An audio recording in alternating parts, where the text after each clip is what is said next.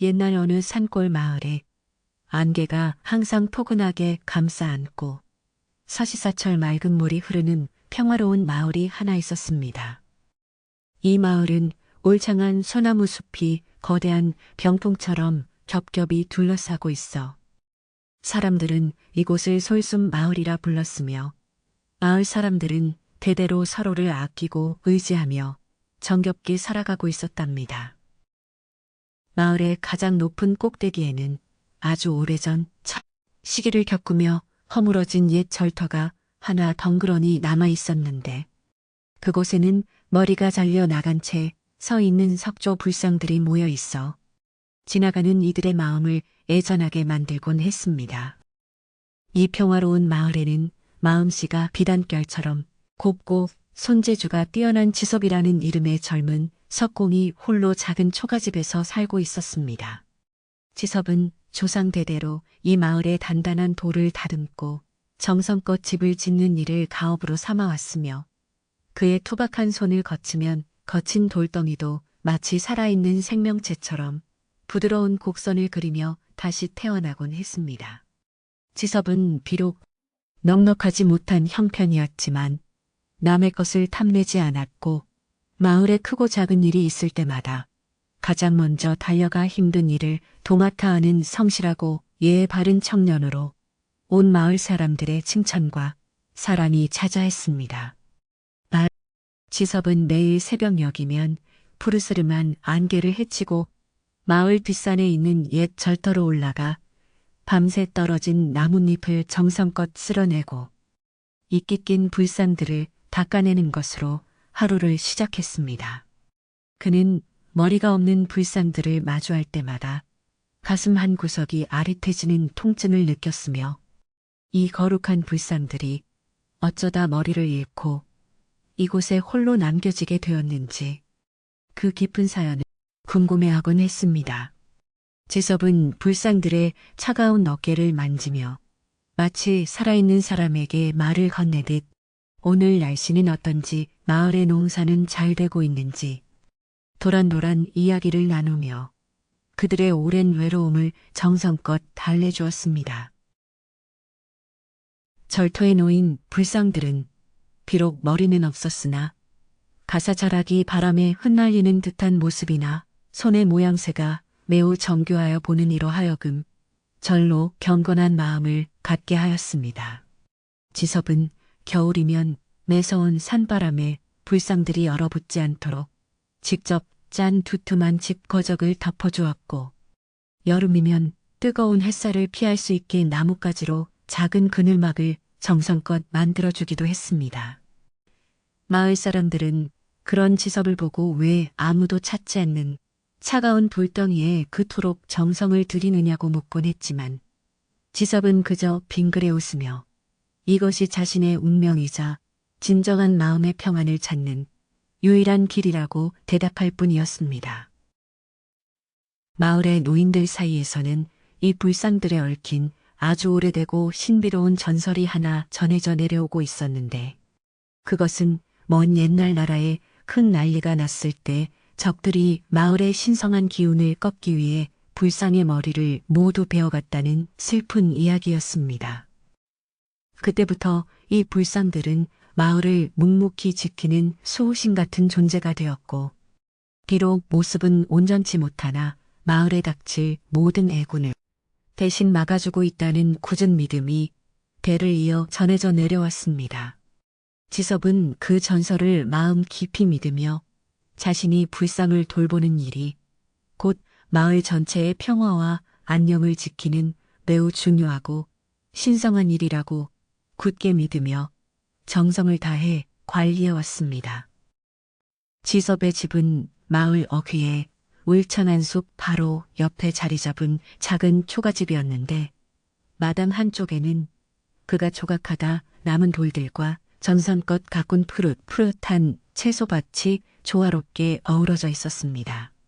그는 매일 저녁 고된 일을 마치고 돌아오면 우물가에서 시원하고 맑은 물로 땀을 깨끗이 씻어내고 자신이 직접 지은 소박한 밥을 먹으며 하루를 마무리하는 소소한 행복을 누렸습니다. 지섭의 집은 비록 작고 초라했지만 항상 깨끗하게 정돈되어 있었고 마당 구석구석에는 그가 산에서 가져온 예쁜 돌들이 장식되어 있어 방문하는 이들의 눈을 즐겁게 해주었으며 마을 아이들은 가끔 지섭의 마당에 놀러와 신기한 광경을 구경하곤 했습니다. 이야기가 시작되던 그해 가을은 유난히도 단풍이 붉게 물들고 푸른 하늘이 높아 만물이 풍요로운 결실을 맺는 참으로 아름다운 시기였습니다. 솔순 마을의 모든 논밭은 황금빛으로 눈부시게 물들어가고 있었으며 마을 사람들은 다가올 수확의 기쁨에 들떠 하루하루를 바쁘지만 활기차고 즐겁게 보내고 있었습니다. 지섭 또한 마을 사람들의 낡은 창고를 수리해주거나 비바라 무너진 담장을 튼튼하게 쌓아주는 일을 돕느라 평소보다 더 분주하고 고단한 나날을 보냈습니다. 하지만 그는 아무리 바쁜 와중에도 새벽마다 절터를 찾는 일만큼은 단 하루도 거르지 않았고 불상들 앞에서의 간절한 기도는 날이 갈수록 더욱 깊어져만 갔습니다. 어느 조용한 밤 지섭은 꿈속에서 아주 기이하고도 선명한 장면을 목격하게 되었는데 그것은 머리가 없는 불상들이 환한 금빛에 휩싸여 자신에게 무언가 간절히 호소하는 듯한 모습이었습니다.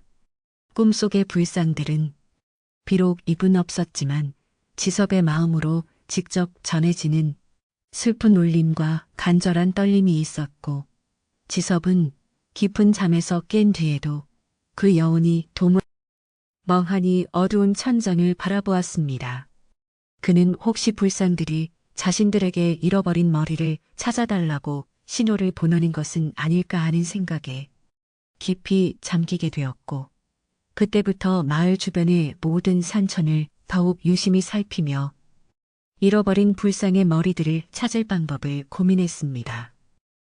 지섭은 자신이 가진 뛰어난 석공 기술로 불상들의 머리를 새로 정교하게 만들어 붙여줄까도 진지하게 생각해 보았지만 그것은 원래 신성함을 훼손하는 어리석은 일이 될까봐 선뜻 용기를 내지 못했습니다.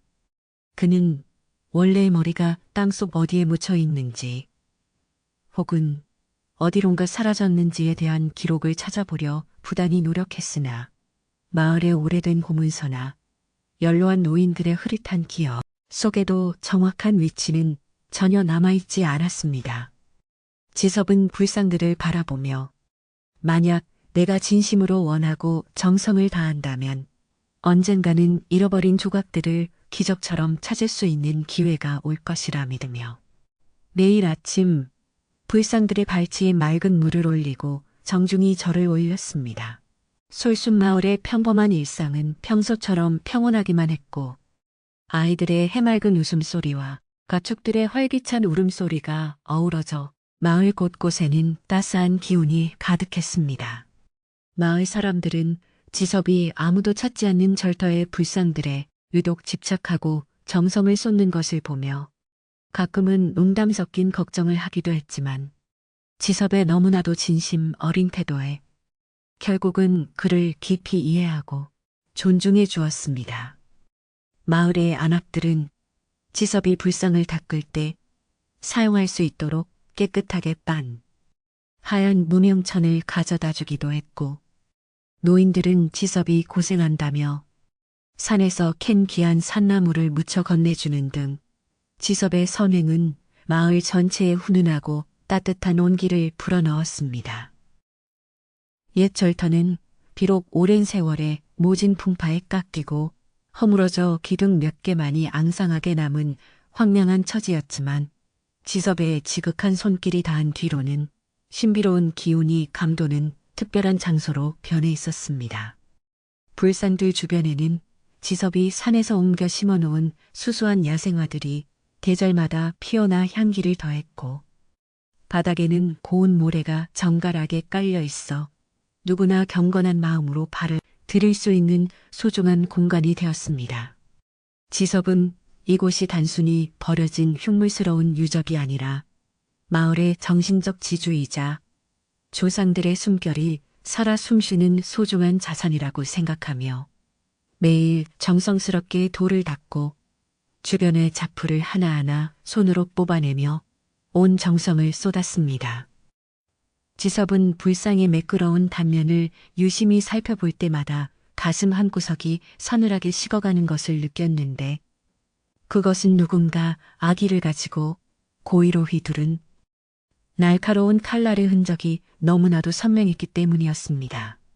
돌을 전문적으로 다루는 석공의 예리한 눈으로 보기에 그것은 결코 단순한 사고나 자연적인 풍화가 아니라 매우 강한 힘과 깊은 증오가 담긴 폭력적인 행위였음을 짐작할 수 있었고 지섭은 그 옛날 이곳에서 벌어졌을 참혹한 광경을 상상하며 조용히 눈시울을 붉혔습니다. 그는 불상들이 겪었을 그 말로 다 못할 아픔과 치욕을 씻어주기 위해서라도 자신이 죽는 날까지 이들을 지키고 보호해야겠다는 굳은 결심을 가슴 깊이 새기며 매일같이 불상들을 어루만졌습니다. 어느덧 산마루의 단풍이 절정에 달해온 세상이 붉고 노란 찬란한 물결로 가득 찼고 지섭의 집 앞마당에도 바스락거리는 낙엽이 소복이 쌓여 가을의 깊이를 더해주고 있었습니다. 지섭은 다가올 매서운 겨울을 대비해 불상들에게 따뜻하게 입혀줄 새로운 옷을 준비하기 위해 마을의 방앗간에서 얻어온 깨끗한 볏짚을 엮으며 긴 가을밤을 하얗게 보내곤 했습니다. 쏟아지는 영롱한 별빛 아래에서 짚을 엮는 지섭의 손놀림은 무척이나 정교하고 정성스러웠으며 그는 별들이 불상에 잃어버린 머리를 대신해 밤마다 그들을 환하게 비춰주고 있는 것이라 생각하며 미소 지었습니다. 가을바람에 실려오는 숲의 향기는 지섭의 고단한 몸을 부드럽게 달래주었고 그는 자연과 동화된 소박한 삶 속에서 진정한 마음의 평안을 얻고 있었습니다. 그런데 며칠 전부터 마을 주변의 공기가 묘하게 뒤틀리며 달라지기 시작했음을 지섭은 본능적으로 느낄 수 있었는데 그것은 마치 거대한 폭풍이 몰려오기 전에 기묘한 고요함과도 같은 불안한 기운이었습니다. 새벽에 절터로 향하는 길목에서 만난 산짐승들이 평소와 달리 겁에 질린 채 서둘러 덤불 속으로 몸을 숨기는 모습을 보았고 바람의 방향도 종잡을 수 없이 바뀌며 기분 나쁜 휘파람 소리를 숲속에 퍼뜨리곤 했습니다. 지섭은 이것이 단순한 날씨의 변화가 아니라 무언가 불길하고 거대한 사건이 시작되려는 징조임을 직감하며 가슴속에 품어온 무거운 정과 망치를 만지작거리며 마음을 다잡고 절터를 향한 발걸음을 더욱 힘차게 재촉하였습니다. 절터에 도착한 지섭은 불상들 앞에 무릎을 꿇고 경건하게 앉아 마을에 닥칠지도 모를 모든 화를 막아 달라고 신령한 기운을 향해 간절히 기도를 올리기 시작했는데 그의 목소리는 산속의 정적을 깨우며 은은하게 울려 퍼졌습니다. 그는 자신의 안위나 이익보다 마을 사람들의 평화와 이 거룩한 장소의 보존을 최우선으로 생각했으며 만약 어떤 시련이 닥치더라도 자신이 가장 앞장서서 그것을 기꺼이 감내하겠노라. 굳게 다짐하였습니다. 지섭의 기도가 점점 깊어질수록 주변의 안개는 더욱 짙게 깔려 신비로움을 더했고 불상들의 거친 표면에서는 왠지 모를 따스한 온기가 느껴지는 듯하여 지섭은 마치 보이지 않는 신성한 존재로부터 따뜻한 위로를 받는 듯한 기분을 느끼며 고개를 숙였습니다. 솔숲 마을 사람들은 각자의 일터에서 평소처럼 최선을 다하며 살아갔는데 지섭은 마을의 가장 큰 어른인 박영감을 직접 찾아가 최근에 산속에서 느꼈던 기이한 징조들에 대해 조심스럽고 진지하게 이야기를 꺼내보았습니다. 박영감은 평소에도 지섭을 친자식처럼 아껴주던 분으로 마을의 오랜 역사와 전설에 대해 누구보다 해박하게 알고 계셨기에 지섭은 구하고 싶었던 것입니다. 이야기를 조용히 끝까지 들은 박 영감은 깊은 한숨을 내쉬며 세상이 험악하게 변하면 사람들의 마음도 쉽게 변하는 법이니 항상 주변을 살피고 마음의 중심을 잃지 말라고 당부하였으며 특히 낯선 외지인들의 출입을 주의 깊게 살피라는 의미심장한 말을 남겼습니다. 지섭은 방영감의 귀중한 말을 가슴 깊이 새기고 돌아오는 길에 자신의 작업장으로 쓰이는 마당 한 구석에서 정성스럽게 돌을 깎으며 마음의 혼란을 다스리고 평정을 찾으려 무던히 애썼습니다.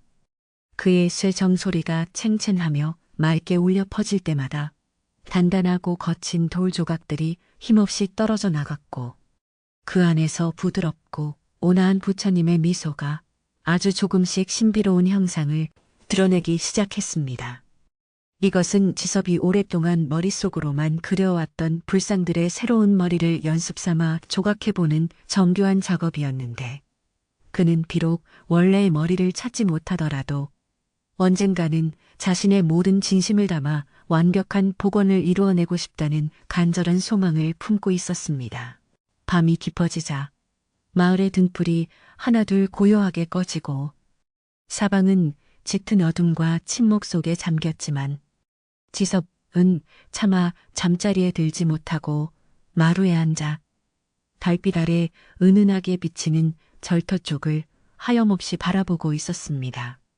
차가운 밤 공기가 피부를 스치며 지나갔지만 그의 마음은 불상을 향한 뜨거운 열정과 사명감으로 가득 차 있었으며 불상들이 겪었을 나누고 있다는 깊은 동질감이 그를 계속해서 깨어있게 만들었습니다.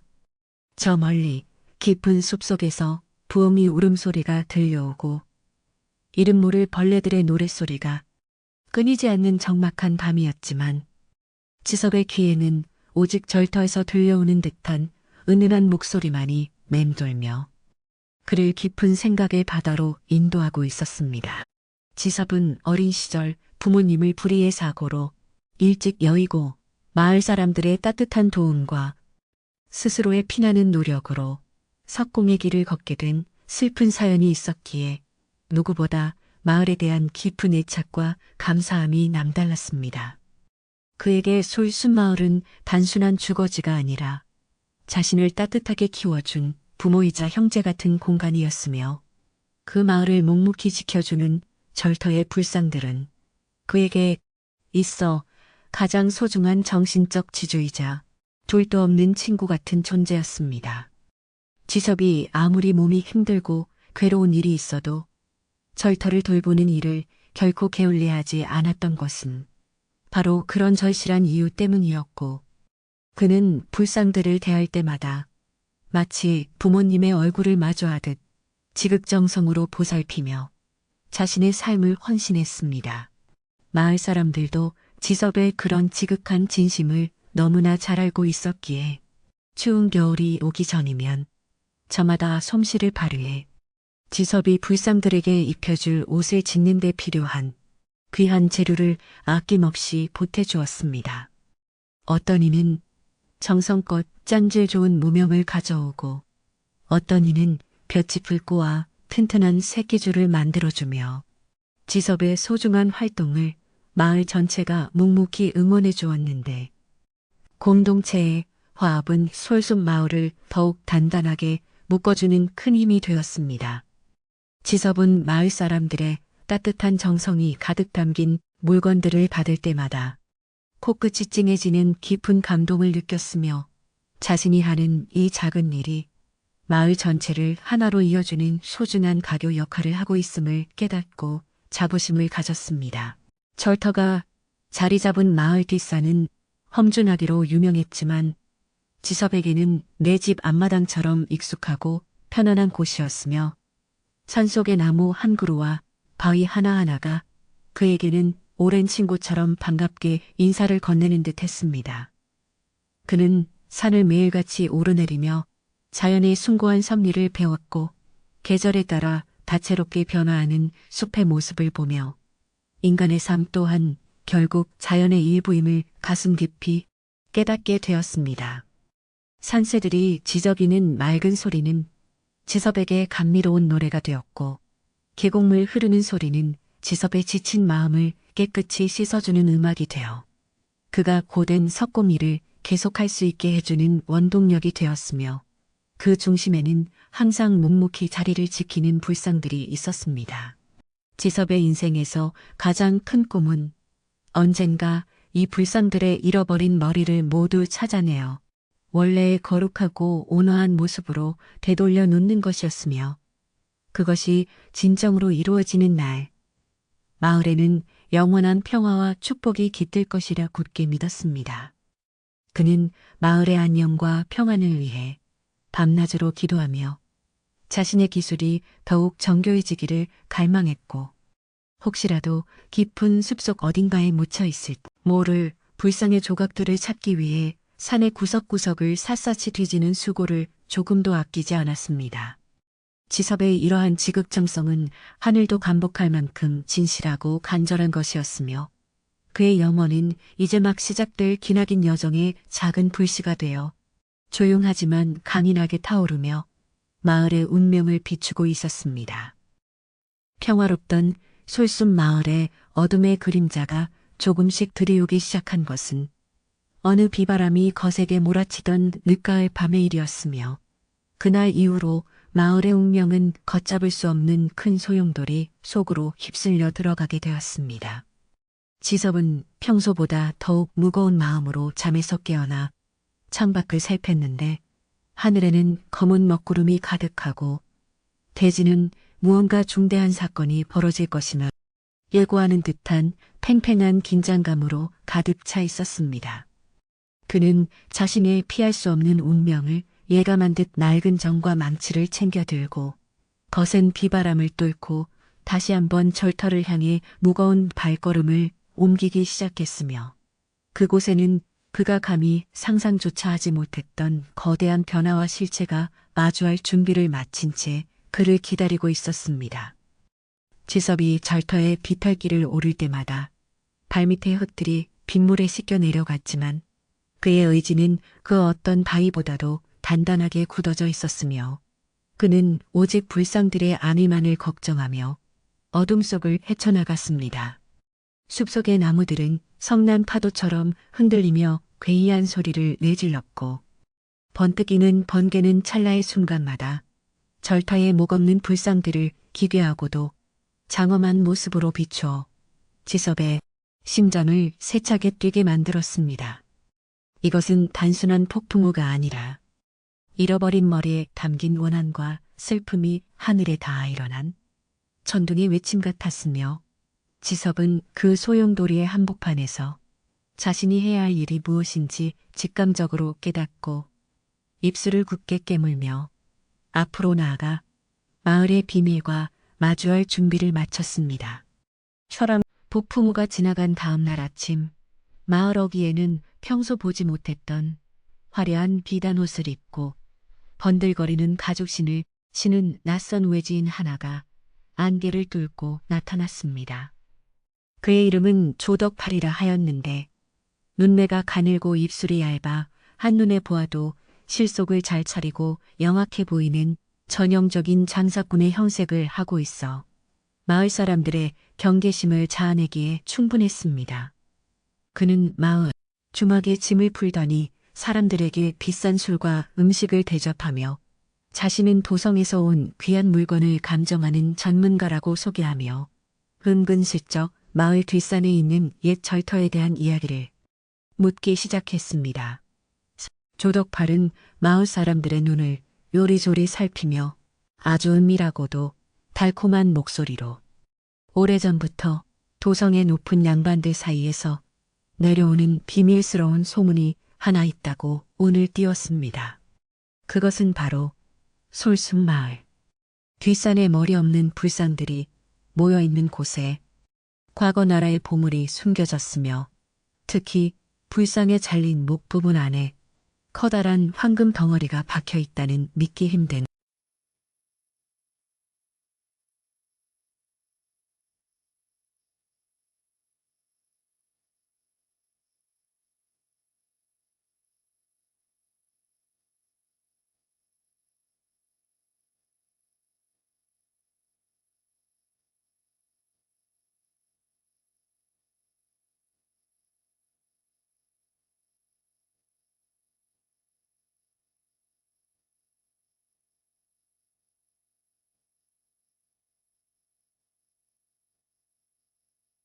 이 소문은 마치 마른 풀밭에 붙은 불처럼 순식간에 온 마을로 퍼져나갔고 사람들은 모이기만 하면 반일이나 가축 걱정 대신 불상 속에 숨겨졌다는 황금에 대해 수군거리기 시작했습니다.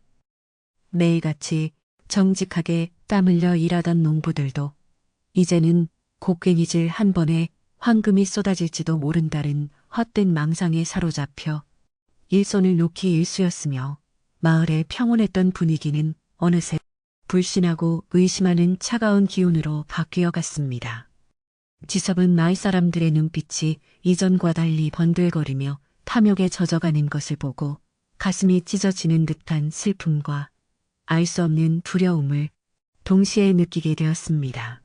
조덕팔은 마을의 인심을 완전히 사로잡기 위해 지섭의 집까지 직접 찾아와 그에게 솔깃한 제안을 건넸는데 그것은 지섭의 석공 기술을 이용해 불상의 목 부분을 조심스럽게 깨뜨려주면 황금의 절반을 나누어 주겠다는 파격적인 내용이었습니다.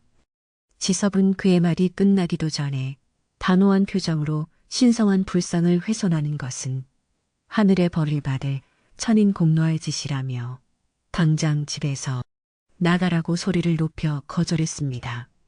조덕팔은 지섭의 기계에 잠시 당황하는 듯했으나 이내 비열한 웃음을 지으며 너만 빼고 온 마을 사람들이 이미 황금을 찾기로 뜻을 모았으니 나중에 후회하지 말라는 위협적인 말을 남기고 떠났습니다. 지섭은 조덕팔이 떠난 뒤에도 분한 마음에 몸을 떨며 한참 동안 마당에 서 있었는데 그의 머릿속에는 오직 상처 입은 불상들을 어떻게 지켜내야 할지에 대한 걱정뿐이었습니다. 그는 곧장 산으로 올라가 불상들의 상태를 살폈는데 평소와 달리 숲의 공기가 매우 무겁고 습하며 불상들의 표면에는 마치 식은 땀이 흐르는 것처럼 축축한 수분. 지섭은 이것이 불상들이 느끼는 위기감과 슬픔의 표현이라 생각하며 그들의 발치를 어루만졌고 자신이 목숨을 걸어서라도 이 신성한 장소를 지켜내겠노라고 다시 한번 굳게 다짐하며 눈물을 훔쳤습니다. 마을의 우물가에서는 아낙네들이 모여 빨래를 하는 대신 조덕팔이 퍼뜨린 소문에 대해 열띤 토론을 벌이고 있었는데 그들의 대화는 점점 더 자극적이고 허무맹랑한 방향으로 흘러갔습니다.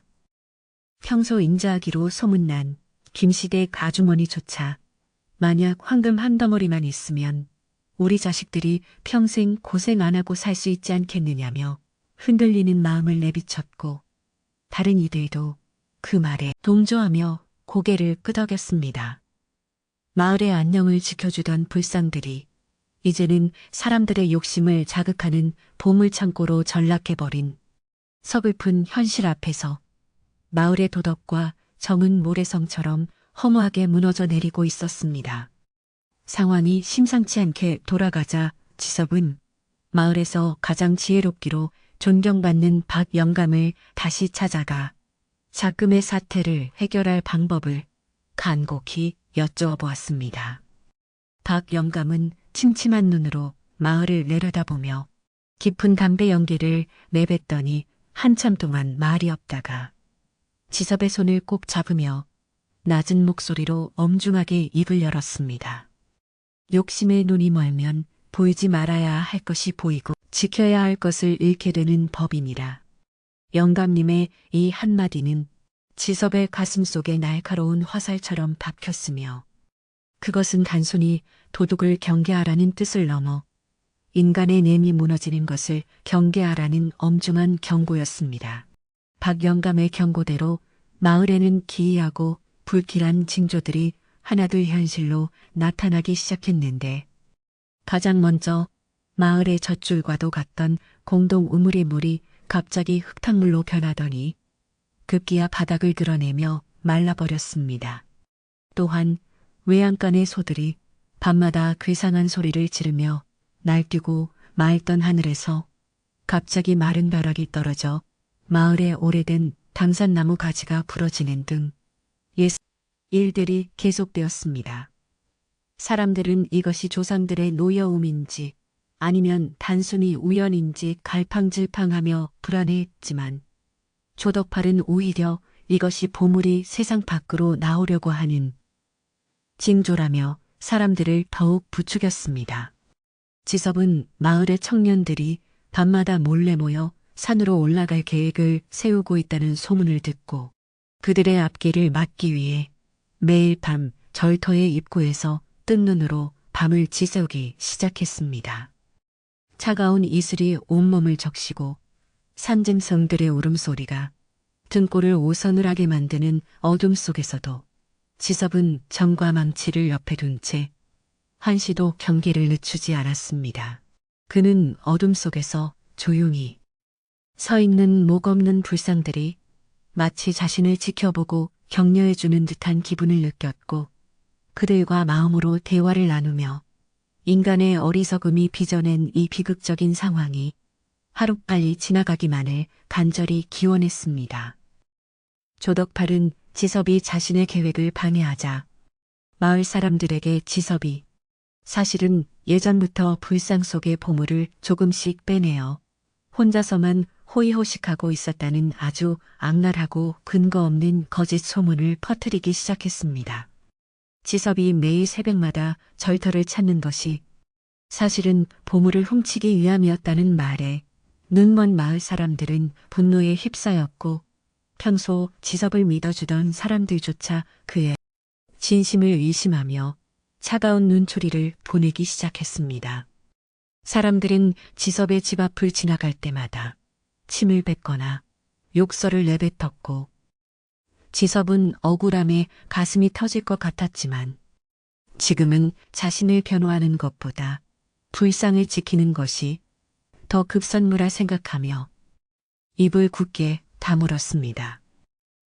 마을의 분위기는 이제 언제 폭발할지 모르는 화약고처럼 팽팽한 긴장감이 감돌았고 사람들은 저마다 곡괭이와 망치를 준비하며 거사가 치러질 날만을 손꼽아 기다리게 되었습니다. 조덕팔은 사람들에게 보름달이 뜨는 밤이 기운이 가장 강해 보물을 찾기에 적기라고 선동하며 마을 사람들을 자신의 꼭두각시처럼 마음대로 조종하며 밤의 길로 인도하고 있었습니다. 지섭은 홀로 외로운 싸움을 이어가며 마을의 평화가 깨진 것이 단순히 외지인 한 명의 탓이 아니라 오랫동안 잠잠했던 인간 내부의 탐욕이 깨어났기 때문임을 깨닫고 깊은 절망감에 휩싸여 흐느껴 울었습니다. 어느덧 약속된 보름달이 뜨는 밤이 다가왔고 마을은 평소와 달리 죽은 듯이 고요했으나 집집마다 새어나오는 등불빛은 무언가 큰일이 벌어질 것임을 암시하듯 불안하게 일렁이고 있었습니다. 지섭은 오늘이 불상들의 운명을 결정지을 가장 위험한 고비가 될 것임을 예감하고 평소보다 일찍 산에 올라 불상들 앞을 가로막고 앉아 자신의 온몸을 던져서라도 그들을 보호하겠다고 신령님께 맹세했습니다.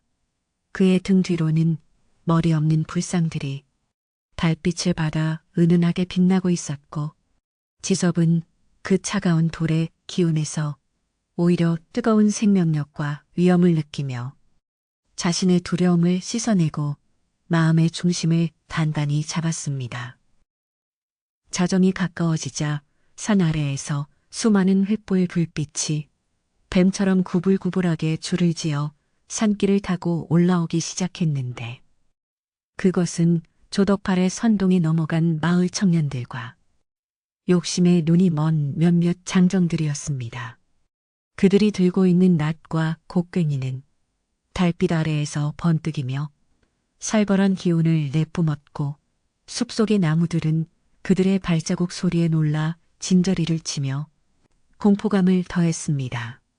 지섭은 심장이 터질 듯이 빠르게 뛰었지만 자리에서 일어나 당당하게 서서 다가오는 무리를 향해 멈추라고 소리쳤으며 그의 목소리는 산울림이 되어 계곡 전체에 엄숙하고 잠중하게 울려 퍼졌습니다.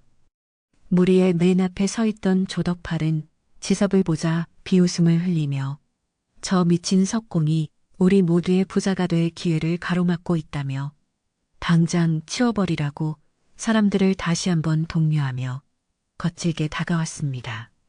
마을 청년들은 지섭의 평소 어질고 바른 모습을 기억하며 잠시 주춤거렸으나 조덕팔이 주머니에서 꺼낸 금덩이를 높이 치켜들자이내 이성을 잃고 짐승 같은 함성을 내지르며 지섭을 향해 달려들었습니다.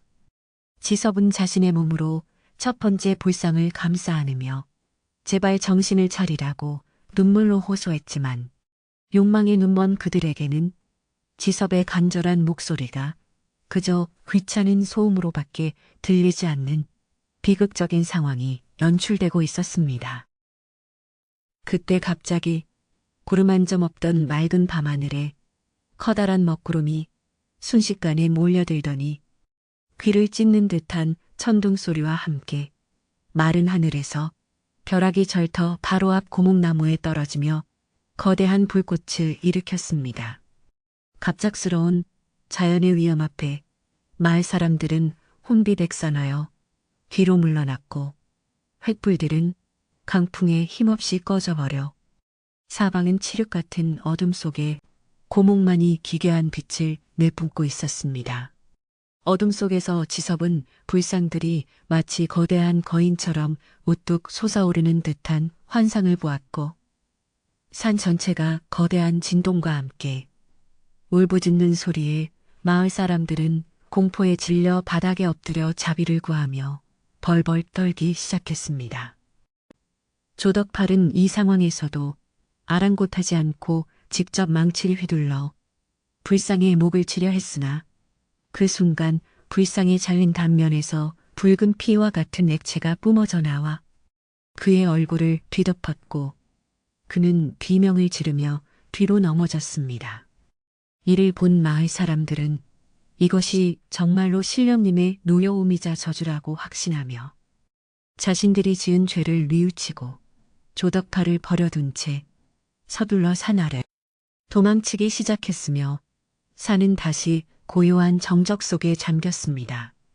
지섭은 어둠 속에서 홀로 남아 떨고 있는 조덕팔을 물끄러미 바라보았는데 그의 눈에는 분노보다는 한 인간의 비참한 최후에 대한 깊은 연민과 안타까움이 가득 차 있었고 그는 조용히 다가가 그를 부축하려 손을 내밀었습니다. 하지만 조덕팔은 지섭의 손을 뿌리치고 미친 사람처럼 소리를 지르며 숲속 깊은 곳으로 도망쳐 사라졌으며 그가 흘린 망치와 봄을 지돌아 칭하던 종이 쪼가리들은 타오르는 불길 속에 던져져 흔적도 없이 사라져 버렸습니다.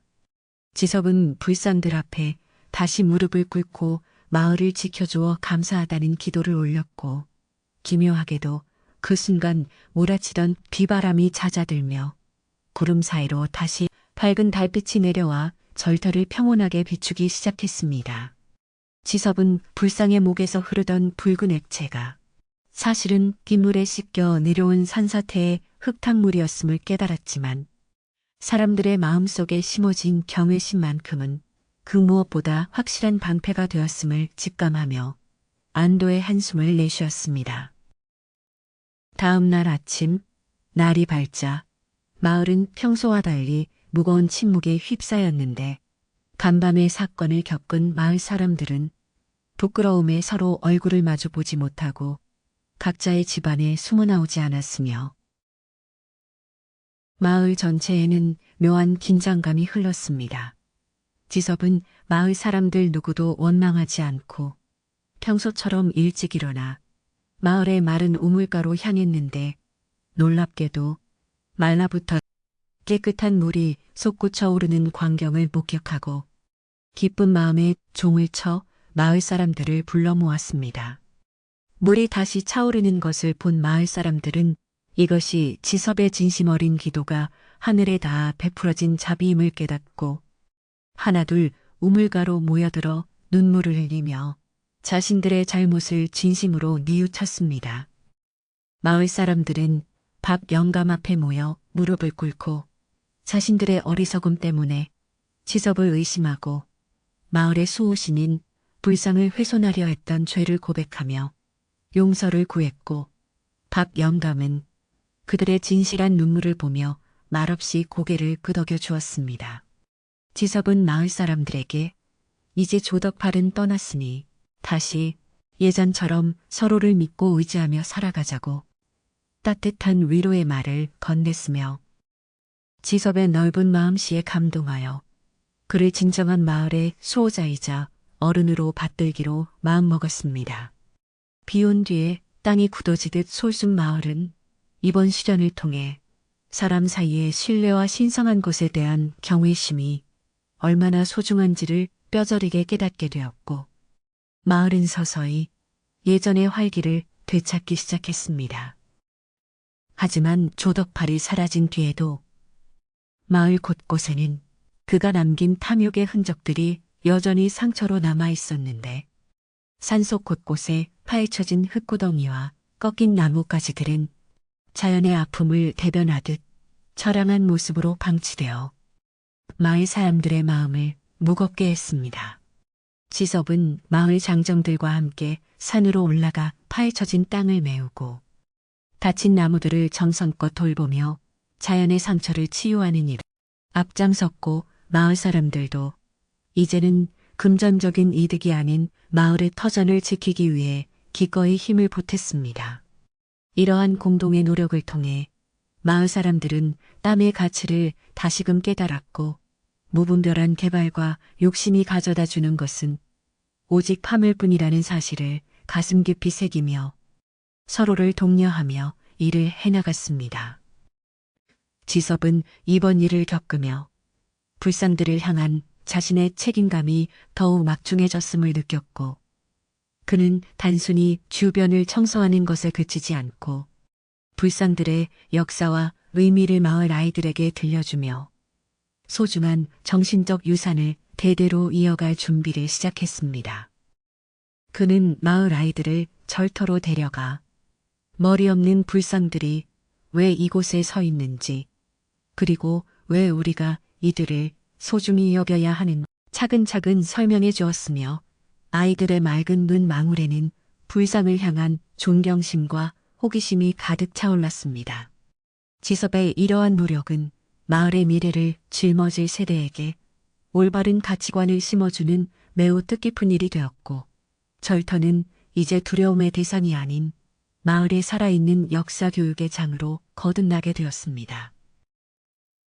어느덧 겨울이 성큼 다가와 산봉우리에는 하얀 눈이 내려앉기 시작했고 지섭은 마을 사람들과 함께 불상들에게 입혀줄 새 옷을 만드는 작업에 착수했는데 이번에는 마을의 모든 집에서 정성껏 모은 천조각들을 이어붙여 가장 화려하고 따뜻한 가사를 만들기로 했습니다.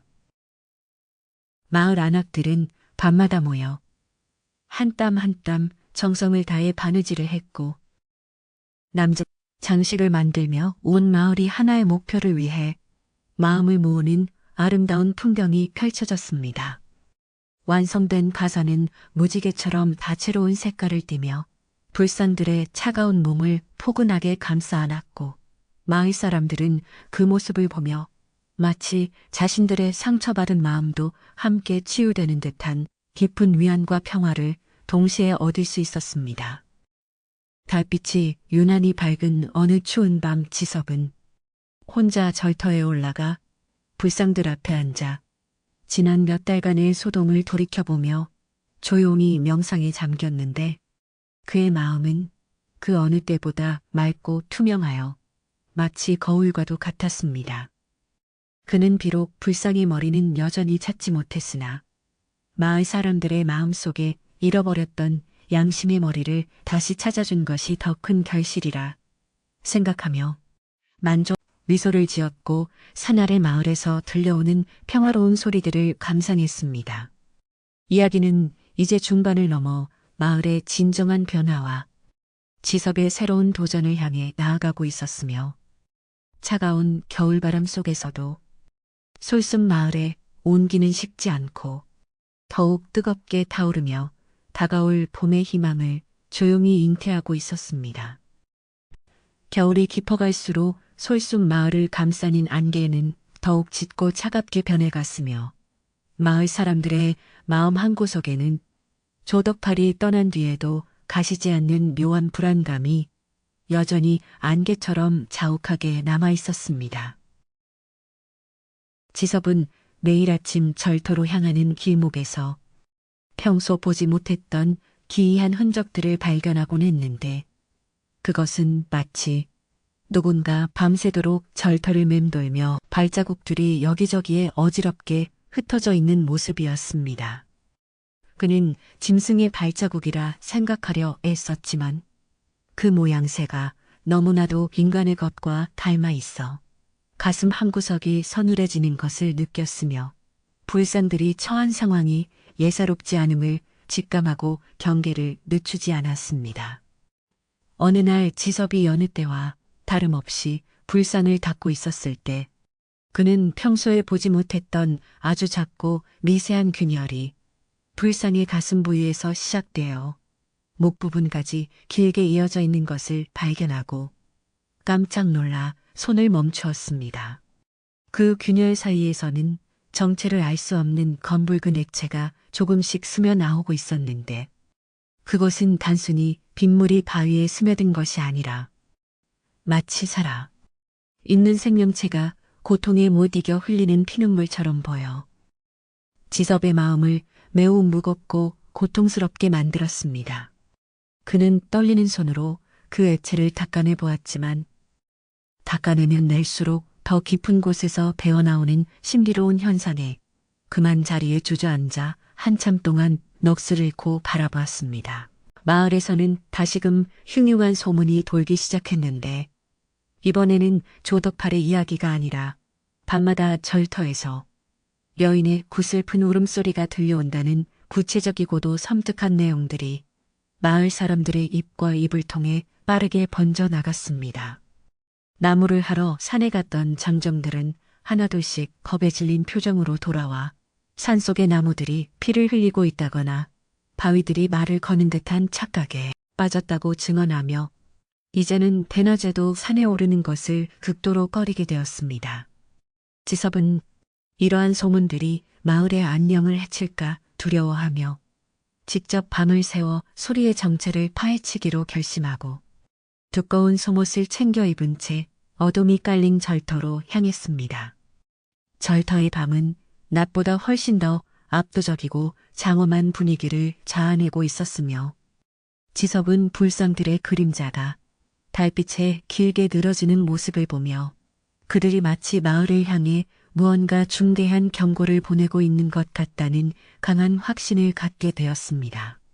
사방이 진적이 휩싸인 가운데 정말로 가냘픈 울음소리 같은 환청이 지섭의 귀를 자극하기 시작했고 그는 소리가 들려오는 곳을 찾아 절터 구석구석을 샅샅이 뒤지다가 무너진 석탑의 기단 아래에서 좁고 깊은 구멍 하나를 발견하게 되었습니다. 지섭이 그 구멍 안으로 등불을 비추어 보자 그 안에는 오래전에 누군가 고의로 숨겨놓은 듯한 낡고 부식된 철제 괴짝 하나가 흙먼지에 쌓인 채 조용히 그 모습을 드러냈습니다. 지섭은 떨리는 손으로 그 괴짝을 조심스럽게 꺼내어 먼지를 털어내고 뚜껑을 열었는데 그 안에는 마을의 수백 년 전 역사가 기록된 것으로 보이는 빛바랜 일기 한 권과 흙이 잔뜩 묻은 돌 조각들이 여러 개 들어 있었습니다. 그는 숨을 죽이고 일기의 첫 장을 넘겼는데 거기에는 솔숲 마을의 시조들이 이 절터를 처음 세울 때의 일화와 함께 불상의 머리들이 왜 잘 나갈 수밖에 없었는지에 대한 충격적인 진실이 상세하게 기록되어 있었습니다.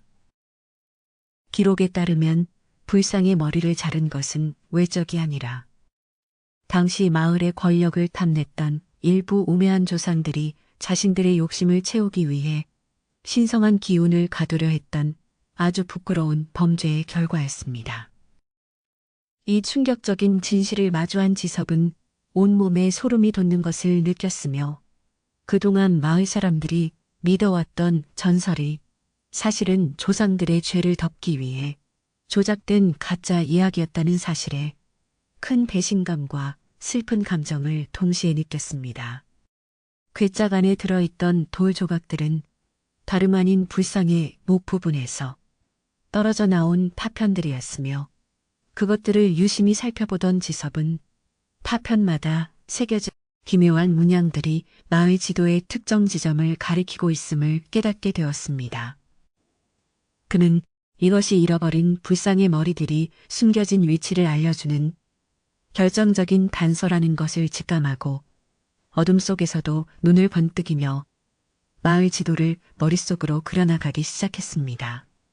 다음 날 지섭은 일기에 적힌 단서를 따라 마을의 말라버린 우물 근처와 오래된 당산나무 아래 그리고 마을의 경계가 되는 큰 바위 밑을 차례로 조사하기 시작했는데 그의 움직임은 신중하면서도 매우 긴박하게 이루어졌습니다.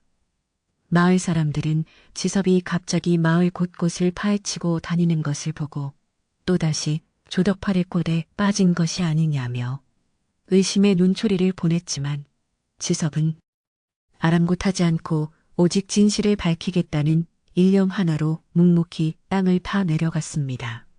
그러던 중 마을 당산나무 뿌리 깊숙한 곳에서 마침내 돌로 정교하게 깎인 불산의 머리 하나를 발견하게 되었고 그것을 품에 안은 지섭은 형용할 수 없는 뜨거운 감동과 전율을 느꼈습니다. 발견된 불상의 머리는 오랜 세월 땅속에 묻혀 있었음에도 불구하고 마치 어제 조각한 것처럼 생생하고 온화한 미소를 머금고 있었으며 지섭은 그 눈빛 속에서 마을을 향한 무한한 자비와 용서의 마음을 읽어낼 수 있었습니다. 지섭은 발견한 머리를 깨끗한 수건으로 정성껏 닦아낸 뒤 마을 사람들을 모두 광장으로 불러 모아 자신이 발견한 괴짝과 일기, 머리를 직접 보여주며 감추어져 왔던 마을의 부끄러운 진실을 낱낱이 공개했습니다.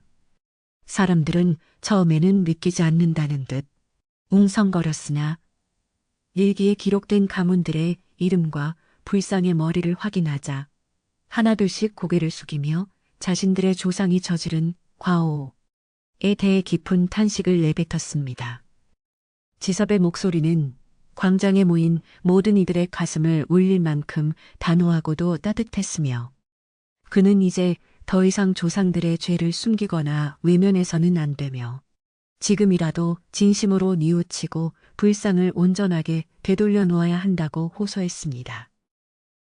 마을 사람들은 자신들이 그동안 조덕팔의 유혹에 흔들렸던 이유가 사실은 내면에 잠재되어 있던 조상들의 탐욕이 대를 이어 내려왔기 때문임을 깨닫고 진심 어린 참회의 눈물을 흘리기 시작했습니다. 지섭은 울먹이는 사람들에게 다가가 우리가 진정으로 두려워해야 할 것은 귀신의 저주가 아니라 우리 마음속에 도사리고 있는 진실을 외면하는 비겁함이라며 마을 사람들의 용기를 북돋워주며 화해의 손길을 내밀었습니다. 하지만 진실이 밝혀졌음에도 불구하고 마을에는 여전히 풀리지 않는 수수께끼가 남아 있었는데 그것은 나머지 불상들의 머리가 어디에 숨겨져 있는지 그리고 왜 지금 이 시점에 이런 일들이 벌어지고 있는지에 대한 의문이었습니다. 지섭은 일기의 마지막 장이 적힌 진정한 회복은 가장 낮은 곳에서 시작된다 라는 문구에 주목하며 마을에서 가장 소외되고 버려진 장소들을 떠올리기 시작했고 그곳에 나머지 머리들이 잠들어 있을 것이라 확신했습니다. 그는 마을에서 가장 가난하고 병든 이들이 모여 살던 마을 끝자락에 낡은 오막살이 주변과 가축들의 분뇨가 쌓인 구석진 자리를 살피며 불상의 머리를 찾기 위한 험난하고도 고된 여정을 멈추지 않았습니다. 지섭의 이러한 헌신적인 모습에 감동한 마을 청년들은 하나둘씩 자신들의 잘못을 반성하며 지섭의 곁으로 모여들어 함께 불상의 머리를 찾는 일을 돕기 시작했으며 이는 마을의 분열을 막고 다시 하나로 뭉치게 하는 소중한 계기가 되었습니다. 사람들은 이제 황금을 찾기 위해서가 아니라 마을의 잃어버린 자부심과 평화를 되찾기 위해 땀을 흘렸고 흙투성이가 된 서로의 얼굴을 보며 예전의 정겨운 웃음을 조금씩 회복해 나가는 기적 같은 변화가 일어나고 있었습니다. 지섭은 함께 힘을 보태주는 이들의 손을 잡으며 혼자라면 불가능했을 이 길을 함께 걸어주어 고맙다고 인사하며 더욱 힘차게 흙을 파헤쳐 나갔습니다. 어느 추운 겨울 오후 지섭과 청년들은 마을 공동묘지 근처에 이름 없는 무덤가에서 두 번째와 세 번째 불상의 머리를 극적으로 찾아냈는데 그것들은 마치 누군가 수호하듯 둥근 돌방 안에 안전하게 모셔져 있어 사람들을 다시 한번 놀라게 했습니다.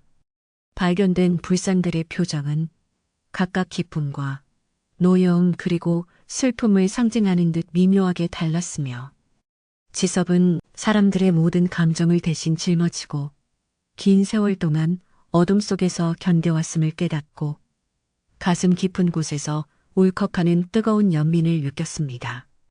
마을 사람들은 이제 불상의 머리를 발견할 때마다 축제를 벌이듯 기뻐하며 그것들을 정성스럽게 가마에 태워 절터로 옮겼고 마을 전체에는 다시 생기가 돌기 시작했습니다. 그러나 마지막 다섯 번째 불상의 머리만큼은 그 어디를 뒤져보아도 흔적조차 찾을 수 없었으며 마을의 모든 땅을 이잡듯 뒤졌음에도 불구하고 감쪽같이 사라진 상태라. 지섭과 마을 사람들의 애간장을 태우게 만들었습니다. 지섭은 다시 한번 이 길을 꼼꼼히 살피던 중 행간 사이에 숨겨진 암호를 발견했는데 그것은 가장 가까운 곳에 있으나 알쏭달쏭한 표현이었고 지섭은 이 문구의 의미를 파악하기 위해 며칠 밤낮을 뜬 눈으로 고민하며 자신의 주변을 돌아보았습니다. 그는 혹시 자신이 매일 머무는 집이나 절터 그 자체에 무언가 숨겨진 장치가 있는 것은 아닐까 의심하며 자신의 작업장과 절터의 바닥석 하나하나를 다시금 세밀하게 관찰하기 시작했습니다. 그러던 중 지섭은 자신이 평소 불상을 닦을 때 딛고 올라섰던 커다란 받침석이 다른 돌들과 달리 유난히 매끄럽고 일정한 진동을 내뱉고 있다는 사실을 깨닫고 마을 사람들의 도움을 받아 그 거대한 바위를 조심스럽게 옆으로 밀어내 보았습니다. 바위가 움직이자 그 아래에는 지하로 이어지는 작은 비밀 통로가 드러났고 지섭은 횃불을 들고 조심스럽게 속으로 발을 들여놓았는데 그곳은 마치 작은 사원처럼 꾸며진 신비롭고도 장엄한 공간이었습니다. 그 지하방의 정중앙에는 마지막 불상의 머리가 수정처럼 맑은 물이 솟아나는 샘물 위에 둥둥 떠있는 듯한 모습으로 안치되어 있어 지섭은 그 신비로운 광경에 그만 무릎을 꿇고 말았습니다. 마지막 머리는 그 어떤 것보다 화려하고 정교하게 조각되어 있었으며 그 이마에서는 은은한 빛이 뿜어져 나와 어두운 지하 공간을 환하게 비추고 있었고 지섭은 이것이 마을의 모든 지혜와 평화의 원천임을 단번에 알아볼 수 있었습니다. 그는 경건한 마음으로 머리를 들어 올렸는데 그 순간 지하방의 벽면에는 조상들이 남긴 마지막 유언이 글자 하나하나에 빛을 내며 떠올랐고 그것은 후손들이 탐욕을 버리고 서로 사랑할 때만이 이 불상이 마을을 영원히 지켜줄 것이라는 엄중한 축복의 메시지였습니다. 지섭은 그 메시지를 가슴 깊이 새기며 마지막 머리를 품에 안고 지상으로 올라왔고 기다리던 마을 사람들은 환호성을 지르며 눈물로 이 위대한 발견을 환영했습니다. 이제 5개의 머리가 모두 모였고 지섭은 마을 사람들과 함께 이들을 원래의 몸에 다시 연결하기 위한 장엄한 복원의식을 준비하기 시작했는데 마을은 다시 한번 활발한 준비 열기로 가득 차올랐으며 사람들의 표정에는 희망이 가득했습니다.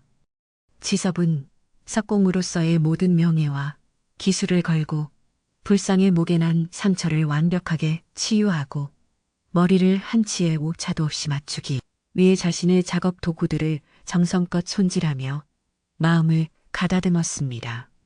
그는 이 작업이 단순한 석공일이 아니라 마을의 깨진 마음을 이어붙이고 조상들의 죄를 씻어내는 거룩한 제사와도 같음을 잘 알고 있었기에 그 어느 때보다 경건하고 숙연한 자세로 임했습니다. 하지만 복원 작업을 시작하기 직전 마을에는 예상치 못한 거센 눈보라가 몰아치기 시작했고 산으로 향하는 길은 순식간에 무릎까지 차오르는 눈으로 가득 차 사람들의 접근을 원천적으로 차단하는 자연의 거대한 시련이 닥쳐왔습니다. 어떤 이들은 이것이 불상이 아직 우리를 완전히 용서하지 않았다는 징조라며 두려움에 떨었으나 지섭은 오히려 이것이 우리의 진심을 마지막 관문이라며 마을 사람들을 독려하고 직접 앞장서서 눈을 치우며 산길을 열어나갔습니다. 사람들은 지섭의 확신에 찬 모습에 힘을 얻어 어린아이부터 노인까지 모두 나와 가마를 밀고 당기며 눈보라를 뚫고 절터를 향해 한 걸음씩 끈기 있게 나아가는 감동적인 행렬을 이루었습니다.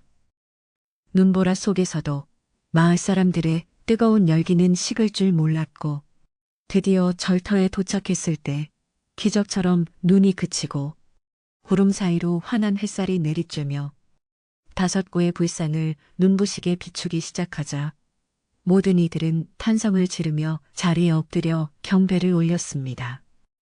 지섭은 짐과 망치를 들고 첫 번째 불상 앞에 서서 머리를 맞추기 위한 정교한 작업을 시작했는데 그의 손놀림은 마치 춤을 추듯 우아하면서도 강력했고 돌과 돌이 만날 때마다 맑고 경쾌한 소리가 산 전체에 울려 퍼졌습니다.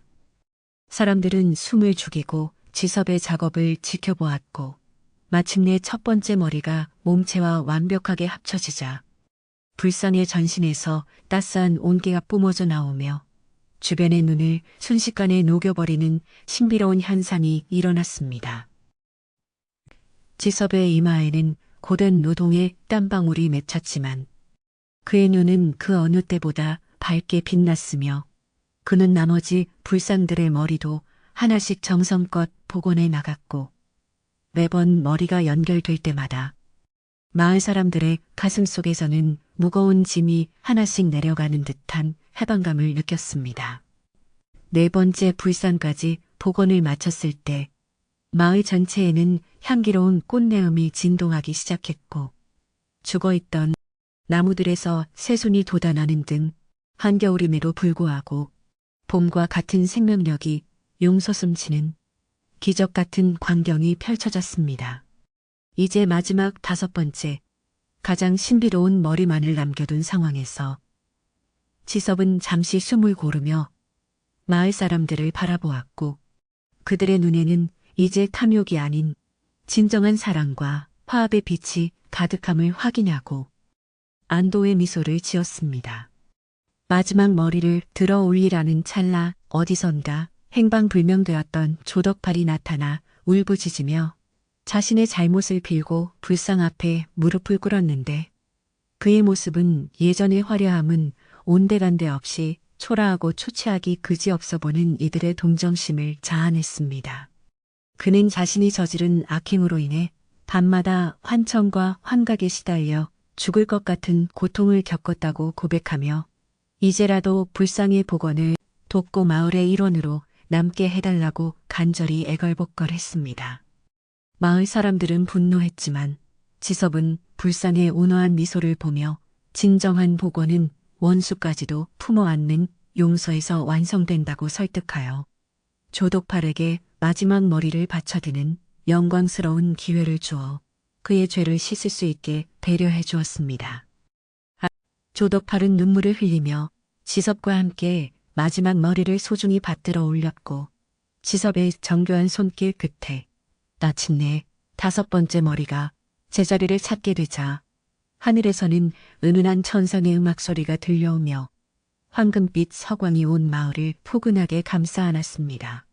모든 불상이 온전한 모습을 되찾자 그들은 더 이상 차가운 돌덩이가 아니라 마을을 임자하게 내려다보는 살아있는 소신처럼 느껴졌으며 마을 사람들은 서로를 껴안고 기쁨의 눈물을 흘리며 새로운 시대의 개막을 축하했습니다. 지섭은 불상들의 발치에 엎드려 마을의 영원한 안녕을 빌었고 불상들은 그 보답이라도 하듯 마을 전체에 따뜻한 기운을 불어넣어 겨우내 얼어붙었던 대지를 녹이고 사람들의 마음속 상처까지도 깨끗이 치유해 주었습니다. 의식을 마친 뒤 마을 사람들은 절터 주변에 모여 앉아 지섭이 들려주는 불상의 진짜 이야기와 조상들의 지혜를 경청하며 밤이 깊어가는 줄도 모르고 행복한 시간을 보냈는데 그 모습은 마치 아주 오래전 잃어버렸던 가족을 다시 만난 듯 화기애애했습니다. 조덕팔도 사람들에게 자신이 도성에서 가져온 귀한 음식과 물건들을 나누어 주며 참회의 시간을 가졌고 마을 사람들은 그를 더 이상 외지인이 아닌 공동체의 일원으로 받아들여 함께 새로운 마을을 만들어 가기로 약속했습니다. 지섭은 이제 자신의 소명이 어느 정도 이루어졌음을 느끼며 평화로운 마을의 야경을 내려다보았고 가슴속에 맺혀있던 오랜 응어리가 눈 녹듯 사라지는 상쾌한 기분을 만끽하며 깊은 감사의 기도를 올렸습니다. 밤하늘의 별들은 그 어느 때보다 밝게 빛나며 복원된 불상들을 축복하는 듯했고 산들바람은 불상의 자비로운 숨결을 실어 나르며 마을 구석구석을 평온하게 어루만져 주어 듣는 이들의 마음까지도 포근하게 만들어 주었습니다. 이야기는 이제 갈등의 정점을 지나 진정한 화해와 회복의 단계로 접어들었으며 지섭과 마을 사람들은 앞으로 닥칠 그 어떤 시련도 함께라면 있다는 강력한 믿음을 갖게 되었습니다. 어둠은 물러가고 빛이 찾아온 솔순 마을의 절터는 이제 더 이상 공포와 저주의 장소가 아닌 희망과 사랑의 상징으로 우뚝 솟아 마을 사람들의 꿈과 이상을 묵묵히 지켜주는 든든한 버팀목이 되었으며 이야기는 고요한 밤의 품속으로 평온하게 흘러갔습니다. 온 마을에 따스한 햇살이 눈부시게 내치는 평화로운 아침이 밝았으며 간밤의 소동이 마치 한바탕 꿈이었던 것처럼 하늘은 더없이 푸르고 맑아보는 이들의 마음까지 시원하게 뚫어주는 듯했습니다. 어제의 그 무시무시했던 눈보라는 온데간 겹고 절터에서 내려오는 맑고 청량한 공기가 마을 구석구석을 채우자 사람들은 하나둘씩 집 밖으로 나와 서로의 안부를 묻고 어제 기적에 대해 조심스럽게 이야기를 나누기 시작했습니다. 사람들은 이제 두려움이 아닌 깊은 경외심으로 산을 바라보았으며 지섭의 헌신적인 노력이 가져온 이 놀라운 평화를 온몸으로 만끽하며 서로의 손을 꼭 잡고 그동안 쌓였던 모든 오해와 불신이 아침 이슬처럼 깨끗하게 씻겨 내려가는 것을 느꼈습니다. 이제 마을 사람들은 더 이상 황금을 꿈꾸지 않았고 대신 우리를 지켜주는 불상의 자비로운 미소를 가슴에 새기며 살아가기로 굳게 마음먹었습니다. 마을 광장에는 커다란 당산나무 아래로 모든 주민이 모여들었는데 그들의 얼굴에는 이전의 탐욕스러운 빛 대신 겸허하고 숙연한 기색이 역력했으며 지섭이 광장 중앙에 서자 마을 전체는 쥐 죽은 듯 고요한 정적 속에 잠겼습니다. 지섭은 어제 복원한 불상들의 온화한 모습이 우리 마을에 전하는 메시지가 무엇인지에 대해 차분하고도 힘있는 어조로 설명을 이어갔으며 그의 말 한마디 한마디는 마을 사람들의 가슴속에 깊은 울림을 주며 박혔습니다. 그는 우리가 겪은 저주라는 것은 외부에서 온 것이 아니라 우리 내부의 욕심이 빚어낸 허상이었음을 강조하였고, 이제 그 허상을 깨뜨리고 진실한 마음으로 돌아갈 때가 되었음을 선포하며 마을의 화합을 간곡히 당부하였습니다. 사람들은 지섭의 말을 들으며 자신들의 부끄러운 과거를 돌아보았고, 진정으로 소중한 것이 무엇인지 다시 한번 깨닫는 소중한 시간을 가졌습니다.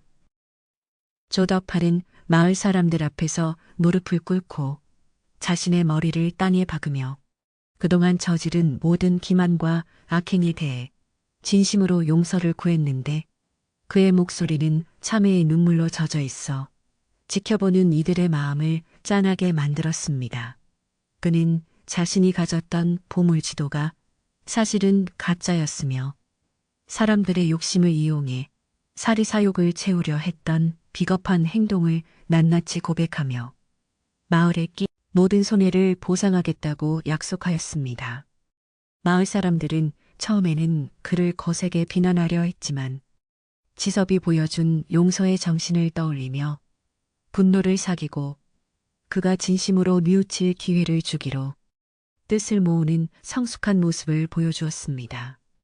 조덕팔은 자신이 가진 재물을 털어 마을의 공공기금을 마련하기로 했으며, 이는 마을의 무너진 시설들을 보수하고 가난한 이들을 사용하기로 결정되어 마을의 재건에 큰 힘이 되었습니다. 이 마을 사람들은 서로의 눈을 맞추며 그동안 탐욕에 눈이 멀어 이웃을 의심하고 비난했던 자신들의 행동을 진심으로 사과하였고, 광장 곳곳에서는 화해의 포옹과 따뜻한 위로의 인사가 끊이지 않고 이어지며 훈훈한 분위기를 자아냈습니다. 김 씨는 이 씨의 손을 잡으며 보물 같은 건 원래 없었는데 내가 왜 그렇게 미쳤었는지 모르겠다며 너털 웃음을 터뜨렸고, 마찬가지였다며 우리 이제 다시는 그런 헛된 꿈에 빠지지 말자고 굳게 약속하였습니다. 이러한 진심 어린 소통을 통해 마을 공동체는 이전보다 훨씬 더 단단하고 끈끈한 유대감을 형성하게 되었으며, 갈등의 불씨는 완전히 꺼지고 그 자리에는 서로를 향한 존중과 배려의 꽃이 피어나기 시작했습니다. 사람들은 이제 마을의 일이 곧 나의 일이라는 마음가짐으로 마을의 평화를 유지하기 위해 각자의 위치에서 최선을 다할 것을 다짐하였습니다. 지섭은 마을의 나쁜 기운을 완전히 씻어내고 새로운 시작을 알리기 위해 대대적인 마을 정화의식을 제안하였는데, 이는 단순히 종교적인 행사를 넘어온 주민이 마음을 합쳐 마을의 구석구석을 청소하고 정돈하는 화합의 장이 되었습니다. 사람들은 각자 빗자루와 걸레를 들고 나와 길거리를 쓸고 닦았으며, 지섭은 마을의 마른 우물가에서 다시 솟아오른 맑은 물을 길어올려 마을 입구부터 절터까지 정성스럽게 뿌리며 정결함을 더했습니다. 아이들은 어른들을 도와 꽃씨를 심고 나무를 가꾸며 마을에 생기를 불어넣었고, 여인들은 정성스럽게 떡을 찌고 음식을 장만하여 마을 전체가 마치 큰 잔치를 앞둔 것처럼 활기차고 즐거운 에너지로 가득 차올랐습니다. 이러한 공동의 노력은 마을의 물리적인 환경뿐만 아니라 사람들의 내면까지도 맑고 정화해주는 아주 특별한 경험이 되었습니다. 정화의식의 정점은 마을 사람들이 각자 정성껏 준비한 소박한 공약물을 들고 절터로 올라가는 행렬이었는데, 지섭이 앞장서서 길을 열고 그 뒤를 마을의 장로들과 주민들이 차례로 따르는 모습은 장엄하기까지 했습니다. 사람들은 화려한 보석이나 금덩이가 아닌 직접 농사지은 쌀과 햅쌀로 빚은 떡, 그리고 산에서 채취한 싱싱한 나물들을 불상 앞에 올리며 기도를 올렸습니다. 불상들은 이제 온전한 머리를 되찾아 마을을 인자하게 내려다보고 있었으며, 사람들은 그 눈빛 속에서 무한한 위로와 평안을 얻으며 자신들이 지은 죄를 완전히 씻어냈다는 안도감을 가졌습니다. 산새들도 이들의 정성에 감동한 듯 감미로운 노래를 들려주었고 숲의 나무들은 부드러운 바람에 잎을 흔들며 마을 사람들의 새로운 출발을 축복해 주는 듯한 신비로운 분위기를 연출하였습니다. 지섭은 불상 앞에 서서 맑은 정수를 잔에 채워 올리며 이 물이 마을의 모든 아픔과 슬픔을 씻어내고 영원한 평화를 가져다 주기를 간절히 빌었는데 그의 목소리는 산울림이 되어 온 마을에 은은하게 퍼져나갔습니다. 그는 이제 우리 마을에 닥쳤던 시련은 끝났으며 우리가 서로를 믿고 의지하는 한 그 어떤 악한 기운도 우리를 침범하지 못할 것이라고 선언하며 주민들의 마음속에 강력한 신뢰의 씨앗을 심어주었습니다. 마을 사람들은 지섭의 선언에 큰 소리로 화답하며 자신들의 평화를 스스로 지켜낼 것임을 맹세하였고 절터는 이제 더 이상 공포의 대상이 아닌 마을의 정신적 지주이자 안식처로 확고히 자리 잡게 되었습니다. 의식을 마친 사람들의 얼굴에는 말로 다 할 수 없는 평온함과 만족감이 가득했으며 그들은 가벼운 내려와 각자의 가정으로 돌아가 새로운 일상을 맞이할 준비를 마쳤습니다. 마을로 돌아온 사람들은 이제 각자의 집을 돌보며 흐트러진 생활을 바로잡기 시작했는데 고장난 울타리를 고치고 무너진 담장을 다시 쌓으며 마을의 경관은 예전보다 훨씬 더 아름답고 정갈하게 변모해 갔습니다.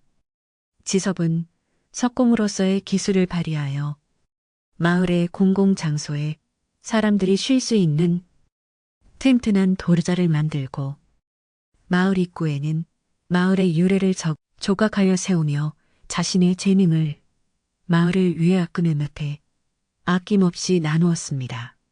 내내 사람들은 지섭의 노고에 감사하며 그가 작업할 때마다 시원한 물과 간식을 가져다 주며 격려를 아끼지 않았고 지섭은 사람들의 따뜻한 정에 감동하여 더욱 정성을 다해 돌을 다듬으며 마을의 자부심을 높여주었습니다. 이러한 작은 변화들이 모여 솔순 마을은 다시금 살기 좋은 마을로 인근 마을 사람들도 이곳의 변화된 모습에 감탄하며 방문하기 시작했습니다. 박 영감은 마을의 가장 큰 어른으로서 매일 저녁 마을 평상에 앉아 젊은이들에게 옛 이야기를 들려주며 조상들의 지혜를 전수하였는데 그의 이야기는 이제 탐욕에 대한 경고와 화합의 중요성을 강조하는 내용으로 가득 채워져 있었습니다.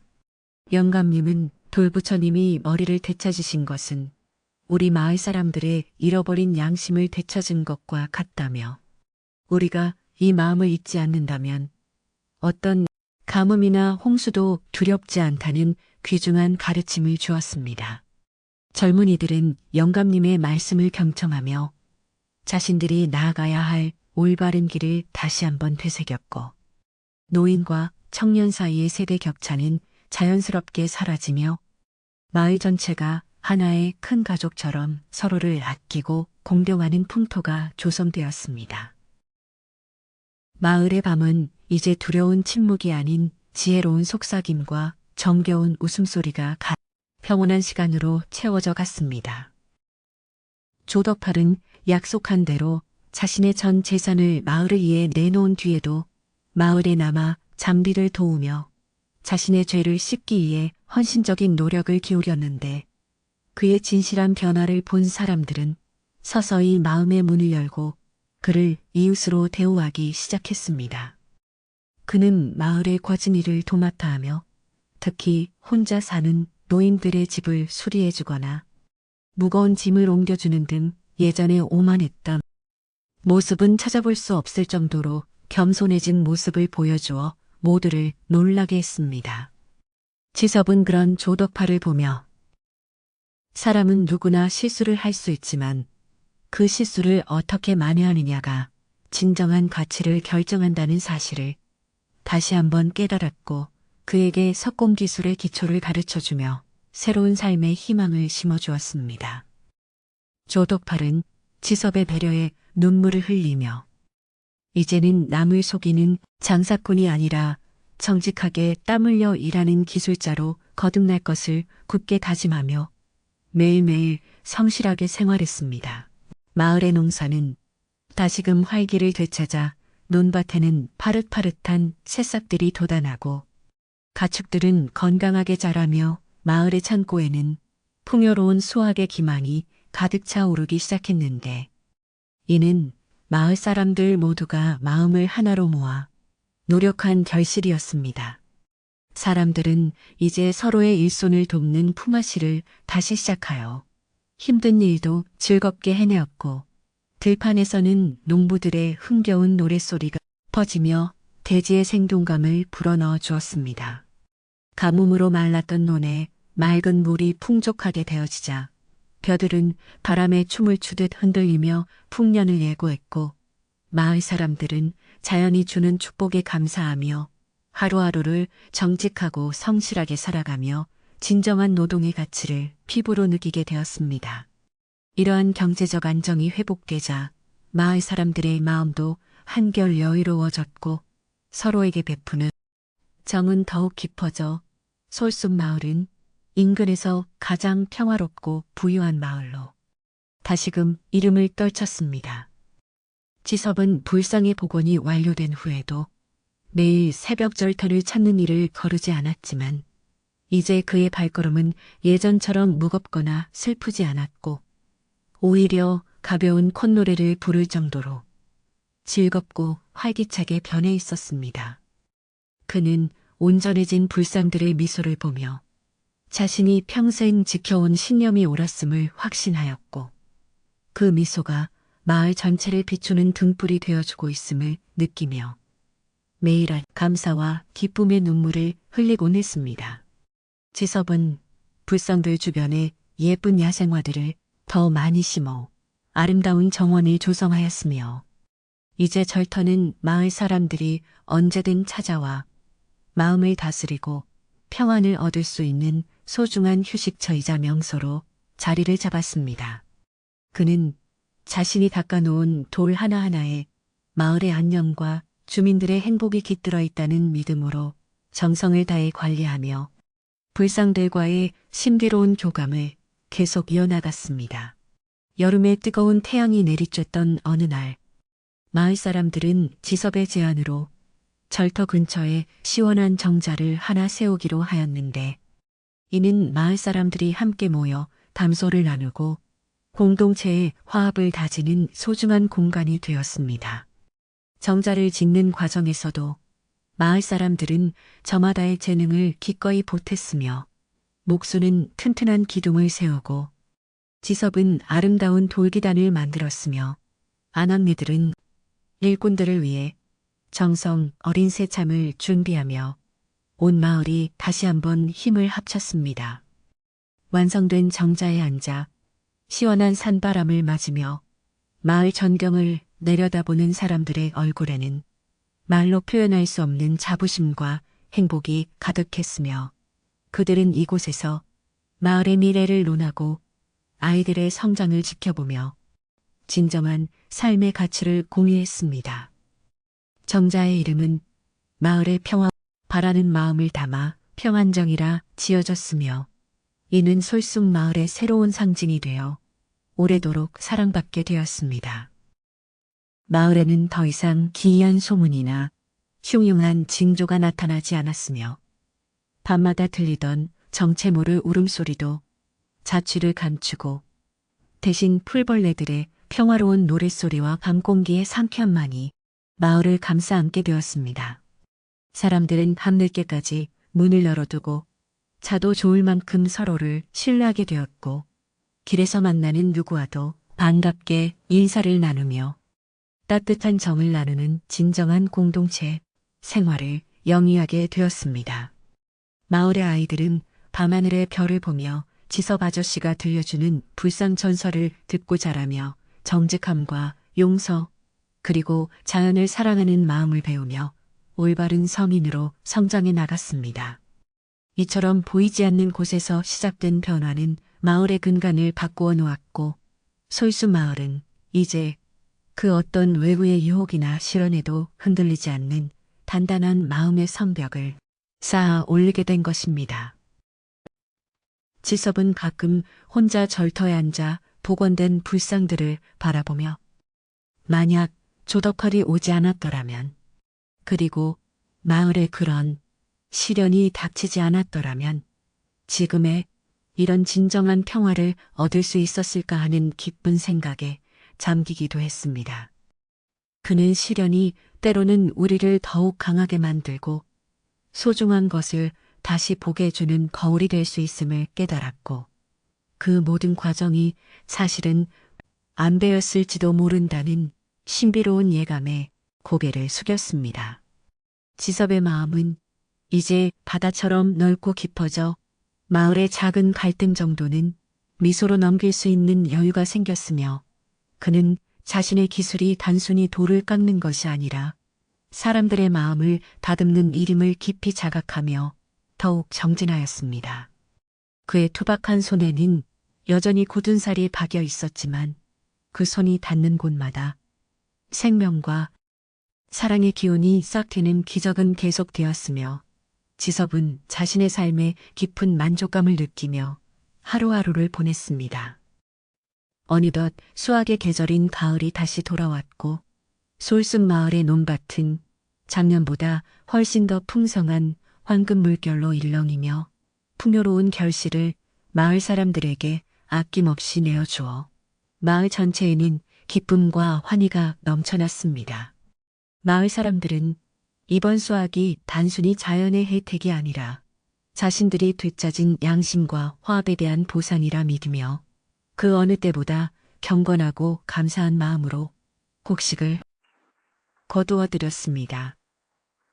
수확을 마친 뒤 열린 마을 잔치에서는 지섭과 조덕팔이 함께 만든 커다란 돌솥에 정성껏 밥을 지어온 주민이 나누어 먹으며 서로의 노고를 치하하고 앞으로의 행복을 기원하는 따뜻한 시간을 가졌습니다.